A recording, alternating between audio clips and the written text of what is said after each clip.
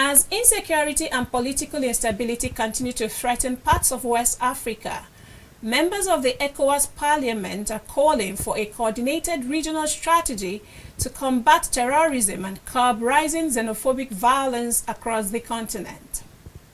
The call came at the end of the first ordinary session of the regional parliament in Abuja, where lawmakers raised serious concerns over persistent terrorist attacks in Mali, Burkina Faso, and Niger, warning that the growing instability could undermine peace and economic integration across West Africa.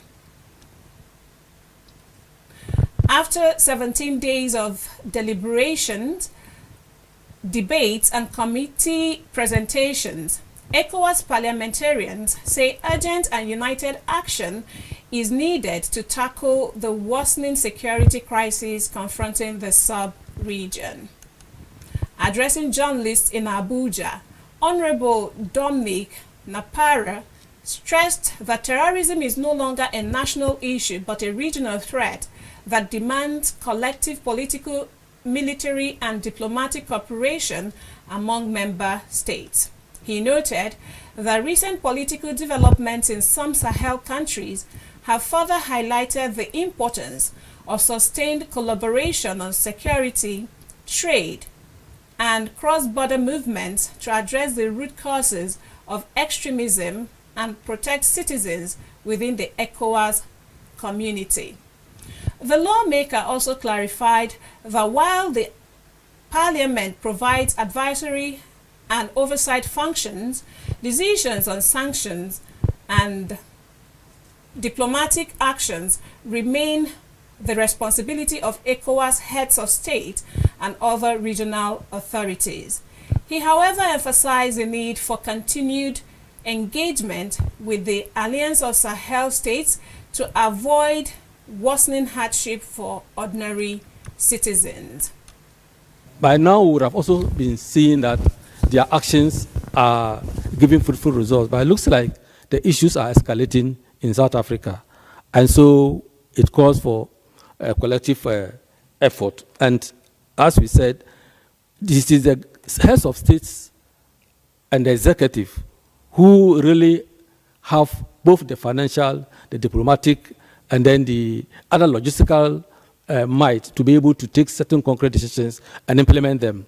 And so we are urging, if you look at our resolution this afternoon that we passed, we are urging the heads of state and the ECOWAS Commission to really take concrete steps to actually stop these things. Because otherwise, we'll keep talking and then issue statements and other things, and the situation will continue.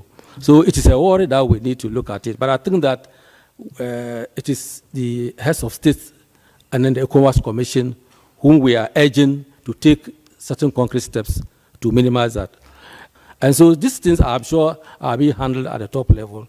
So we will still urge them to double their steps in getting a solution to this problem, but to also be very careful in the way we actually make comments that might worsen the situation. And then at the end of it all, it is our citizens who are there who will suffer. Lawmakers also condemned the recent xenophobic attacks in South Africa, describing the incidents as a threat to African unity and integration. Honorable Dominic Napara and Honorable Amadou Kamara called on African leaders to strengthen diplomatic efforts and ensure that the safety and protection of foreign nationals living across the continent. What we need to do is to continue with our diplomatic negotiations with those countries, and then the ECOWAS Commission and then the ECOWAS Parliament, to see that whatever decision we are taking should not really affect adversely the people in the sub-region.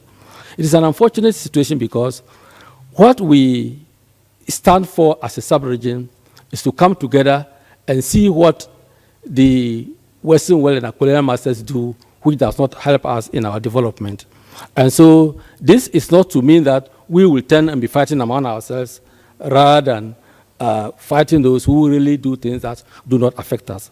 So it is important that we all see ourselves in this light and see how we can forge ahead together as with a common and then peculiar problems that are associated with us, so that we see that we can minimize the effect of this breakaway. It is really having an impact on the individual member states and the ECOWAS as an institution. A lot of interventions have been made. I'm sure you are aware of the interventions made at the various heads of state level at the Commission. When this happened, of course, their president came out and made a statement, likewise their foreign minister.